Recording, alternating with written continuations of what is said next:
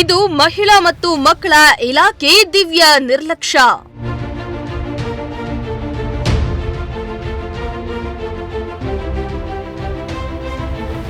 ಕಟ್ಟಡ ಕಾಮಗಾರಿ ಮುಗಿದಿದ್ರೂ ಉದ್ಘಾಟನೆ ಭಾಗ್ಯ ಇಲ್ಲ.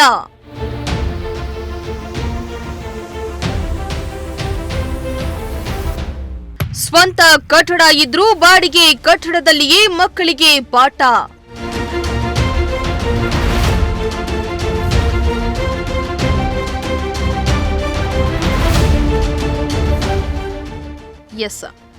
ಮಹಿಳಾ ಮತ್ತು ಮಕ್ಕಳ ಇಲಾಖೆಯ ದಿವ್ಯ ನಿರ್ಲಕ್ಷ್ಯದಿಂದ ಅಂಗನವಾಡಿ ಮಕ್ಕಳು ಮೂಲಭೂತ ಸೌಕರ್ಯ ಇಲ್ಲದೆ ಬಾಡಿಗೆ ಕಟ್ಟಡದಲ್ಲಿಯೇ ಪಾಠ ಮಾಡುವ ಅನಿವಾರ್ಯತೆ ಇದೆ. ಅದೆಷ್ಟೋ ಅಂಗನವಾಡಿ ಕೇಂದ್ರಗಳಿಗೆ ಈಗಲೂ ಸ್ವಂತ ಕಟ್ಟಡಗಳೇ ಇಲ್ಲದಂತಾಗಿದೆ. ಈತ ಸ್ವಂತ ಕಟ್ಟಡಗಳಿದ್ರೂ ಉದ್ಘಾಟನೆ ಭಾಗ್ಯ ಇಲ್ಲದೆ, ಜೊತೆಗೆ ನೀರಿನ ಸಂಪರ್ಕ ಇಲ್ಲದೆ ಅಂಗನವಾಡಿ ಕೇಂದ್ರಗಳಿಗೆ ಪ್ರವೇಶ ನೀಡದೇ ಇರುವುದರಿಂದ ಅಂಗನವಾಡಿ ಕೇಂದ್ರಗಳು ಪಾಳು ಬೀಳ್ತಾವೆ. ಹೌದು, ನಾವು ಹೇಳಲು ಹೊರಟಿರೋದು ತುಮಕೂರು ನಗರ ಕೇಂದ್ರವಾದ ಶಿರಾಗೇಟ್ನ ನಾಗಣ್ಣನ ಪಾಳ್ಯದ ಅಂಗನವಾಡಿಯ ದುಸ್ಥಿತಿಯನ್ನ.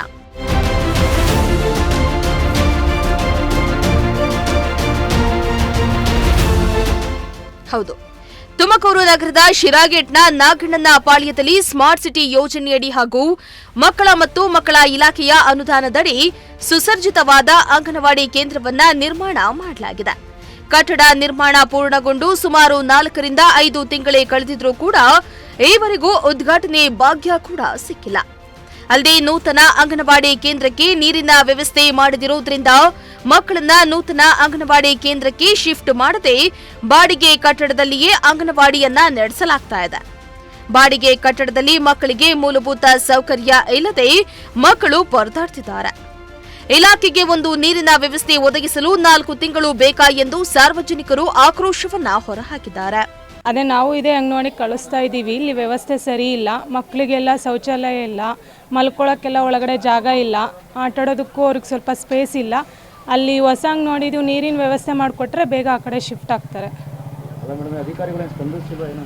ಅದೇ ತುಂಬ ದಿನ ಆಯಿತು, ಒಂದು 5-6 ತಿಂಗಳಾಯಿತು ಅದಾಗಿ. ಇಷ್ಟು ದಿನ ಆದ್ರೂ ಅವ್ರಿಗೆ ನೀರಿನ ವ್ಯವಸ್ಥೆ ಮಾಡೋಕೆ ಇಷ್ಟು ದಿನ ಬೇಕಾ?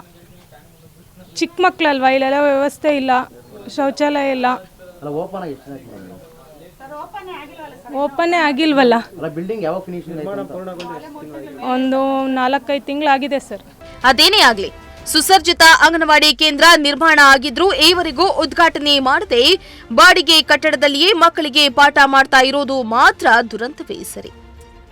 ಇನ್ನಾದರೂ ಅಧಿಕಾರಿಗಳು ಎಚ್ಚೆತ್ತು ಕೂಡಲೇ ಅಂಗನವಾಡಿ ಕೇಂದ್ರಕ್ಕೆ ಉದ್ಘಾಟನೆ ಭಾಗ್ಯ ದೊರಕಿಸಿ ಮಕ್ಕಳ ಭವಿಷ್ಯಕ್ಕೆ ಅಡಿಪಾಯ ಹಾಕಬೇಕಾಗಿದೆ.